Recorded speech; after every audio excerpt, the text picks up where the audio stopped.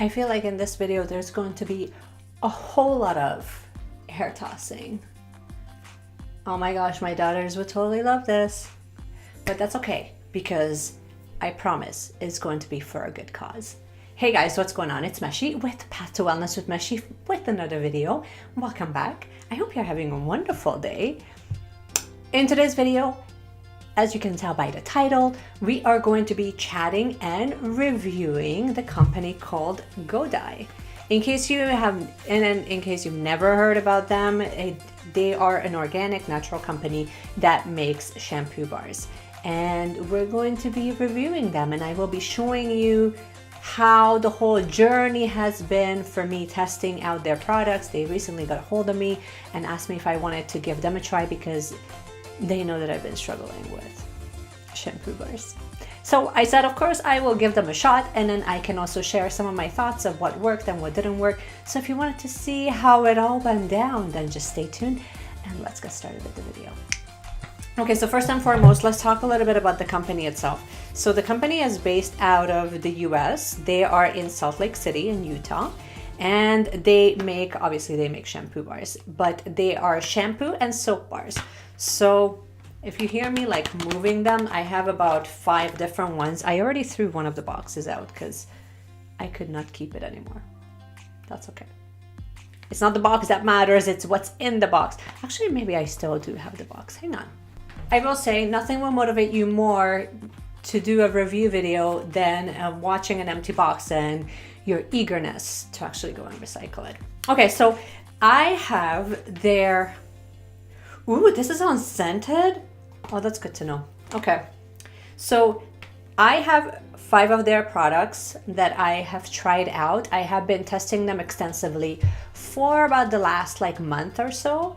And basically, I'll just run through what I actually have. So this is an unscented soap and shampoo bar. This is called, and all of them are based on the 5 elements, the 5 natural elements. So earth, fire, wind,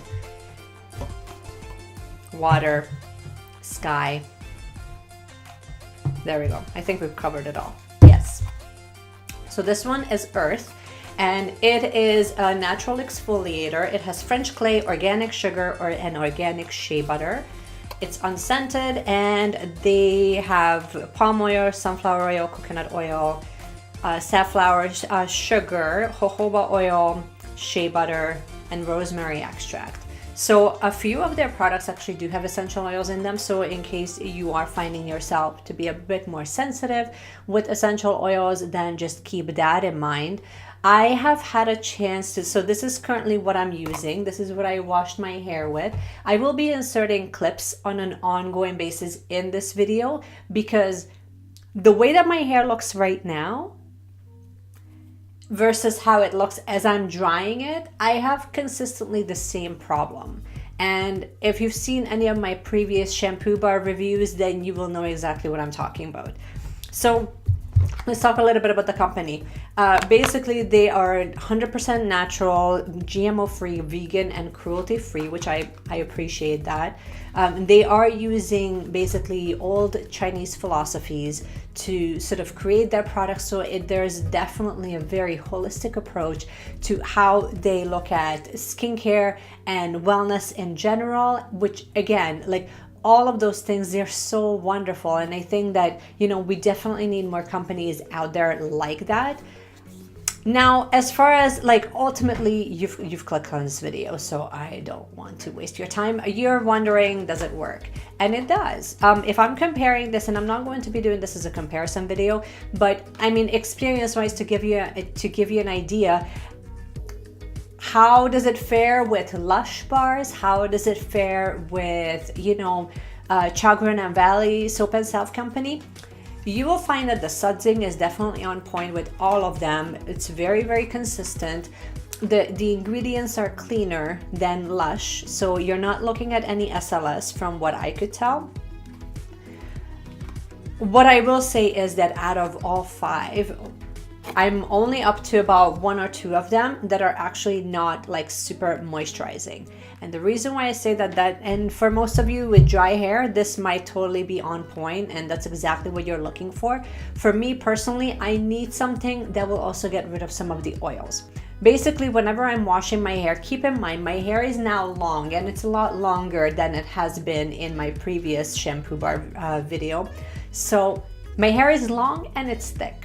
And that's kind of a good thing, but it's kind of a bad thing, because for me to find shampoos and shampoo bars that will not only, that will keep, you know, the natural oils intact, and they will not strip at my hair, especially like my ends are not going to be ripped apart, and at the same time get rid of the oils that the buildup that you usually get at the root of your hair.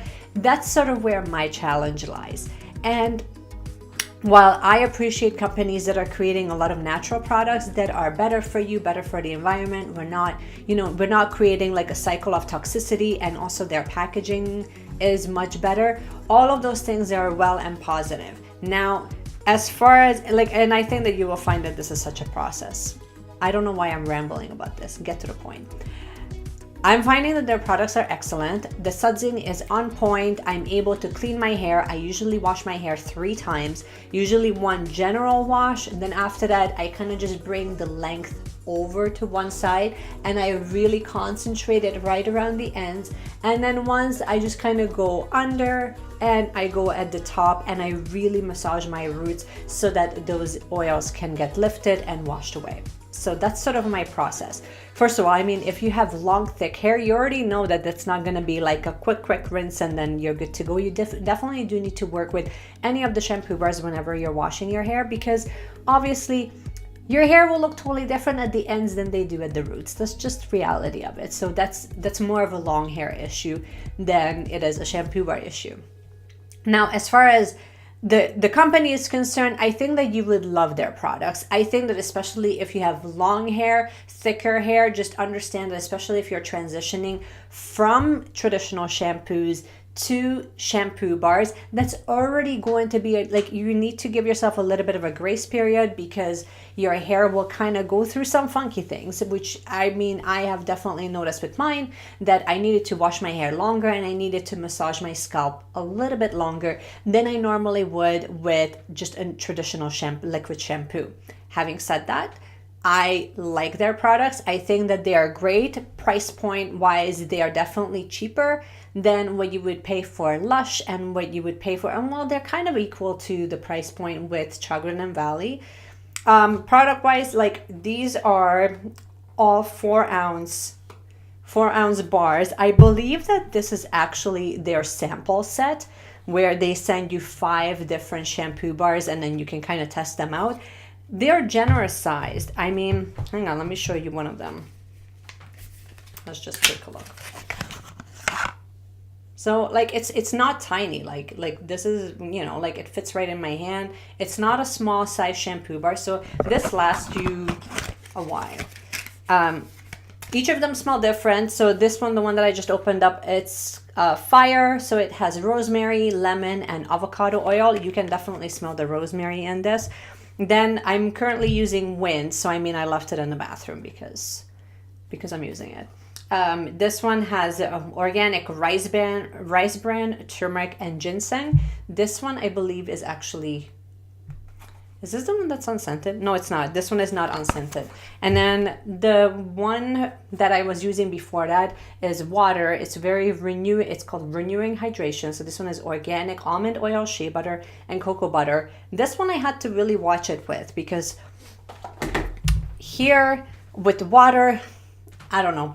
I was kind of thinking that, oh yeah, like it's going to be so moisturizing by the end. And it was moisturizing, but I found that some of them, like water in specific, it was leaving some greasy residue just in the base, in the bottom, and also at the back. Didn't do that weird thing that I found with Chagrin & Valley. Remember at the beginning when I started using shampoo bars, and then I would literally lift my hair in the back, and then right here it just looked like you teased my hair because it had so much volume, but it was actually built up. This one didn't do that, and it was sudsing beautifully, so I really appreciate that. And I was kind of using Sky for a long time. Sky is also very moisturizing. It has lavender, eucalyptus, and orange essential oils. Now, as far as oils are concerned, like which hydrating oil they put in there, this has sunflower, palm oil, safflower, and then it has alkanet root, and all of their ingredients are listed on their website, and they list out every single type of oil that they use and what they are used for. So they do have a level of transparency that I can appreciate. Yeah, like I said, like I have used, oh yeah, this is still one of my favorites. The lavender just smells ridiculous. So great job overall on their products. I think that you would, now let's talk about who is this really for? Who would this be ideal for, and who might not enjoy this product so much? So whenever we're looking at reviews, well, first of all, let's just get this out of the way.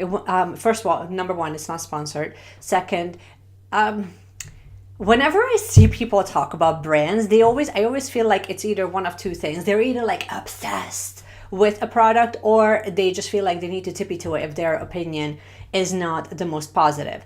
Ultimately, the way that I kind of look at reviews is that really you need to have a level of transparency and honesty of how your experience was, because the relatability starts with, someone watching this video who has a similar thickness hair than mine, and they're kind of wondering, is this worth my time or not? So let's get that out of the way. And when we're looking at reviews, I really don't want you to think that every single product that I try out is going to be a home run right away.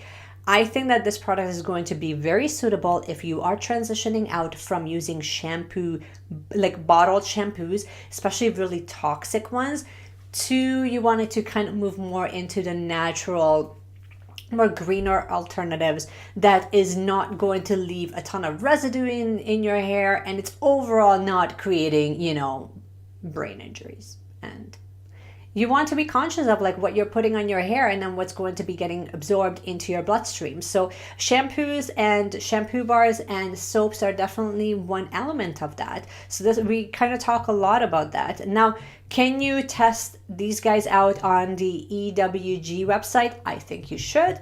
I think that you should do your own research and make sure that you do feel comfortable with your choices.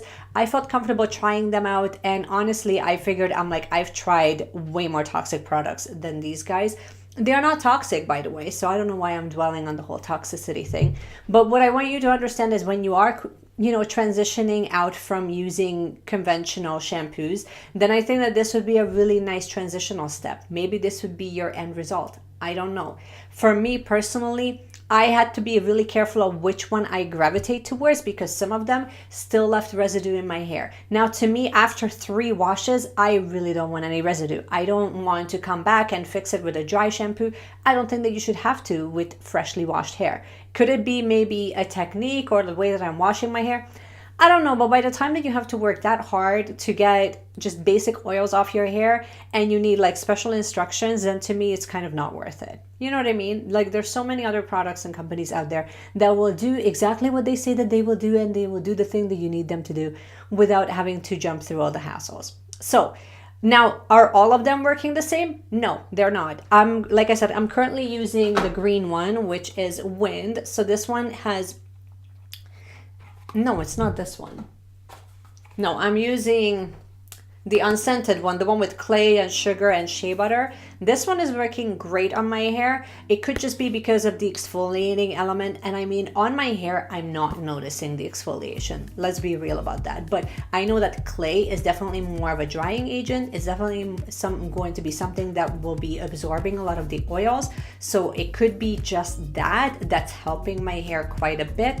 I am enjoying it. I do enjoy overall their products. I think that you would enjoy them too, especially if you have thin hair. Oh, you're in heaven, because a lot of them are going to be very moisturizing, very nourishing for your hair and for your skin. So I kind of understand why they added, like the shea butter and the cocoa butter and all of that fun stuff into their products. So this is basically it. Like, I think that overall they are definitely worth a shot. They are definitely going to be, their products, you're going to be getting more product for your money with Godai than you would with like Lush, for example. Now, is Lush a little bit more accessible? Of course it is, because you just go into the mall and then you pick it up.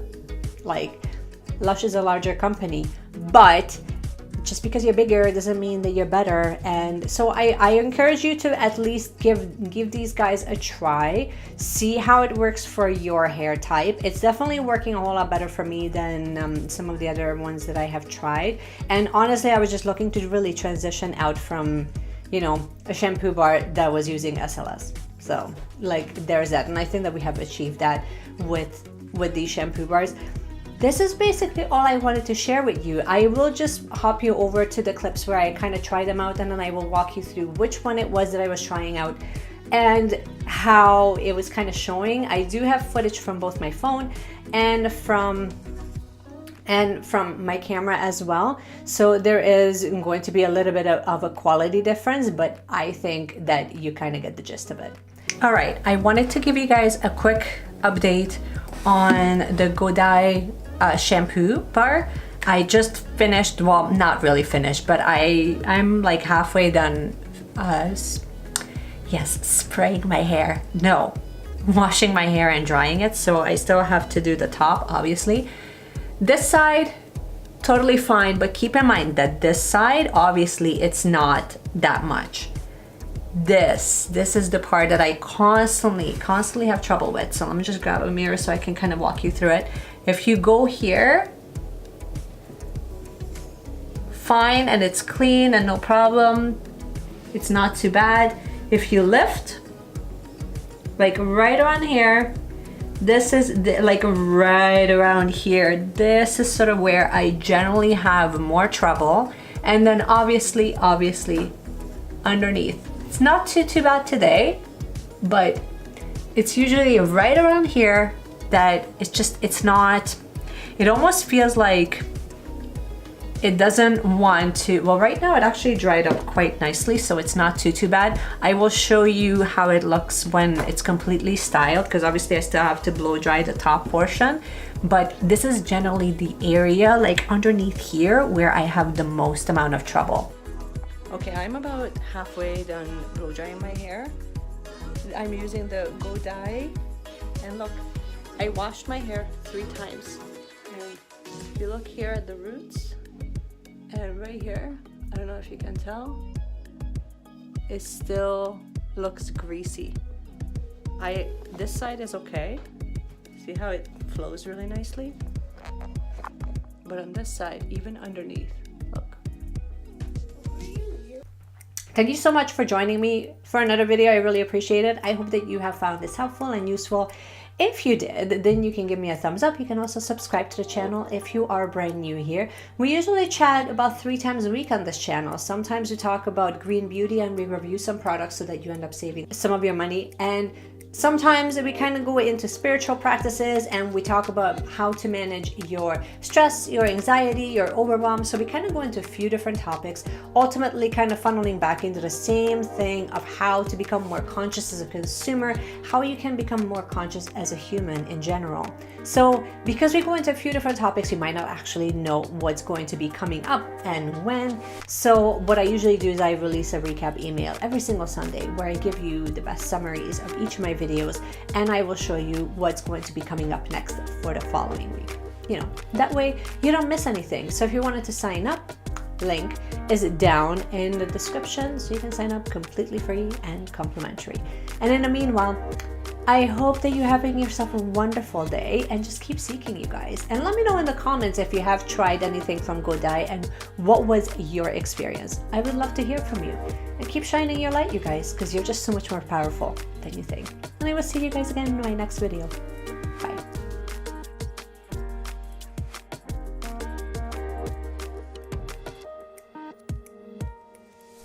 And this is how you give yourself whiplash.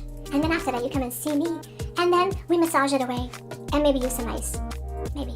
Oh my gosh! I'm so obsessed with this! Are you really? How many things can you be obsessed with? Like, Jesus, isn't your obsessed list running out of space at this point? Like, somebody somewhere must be looking at this list like, we need to add one more to the obsessed list for this girl because she's got a lot of things that she's obsessed with. How many things can you be obsessed with? For the next month, here's your 30-day challenge. For the next month, look for an alternative for the word obsessed, because there's only so many things that you can be obsessed with. Sometimes you're mildly enjoying a product. That's not really obsession. Obsession is when you're like stalking and you have like the company's mission statement like memorized.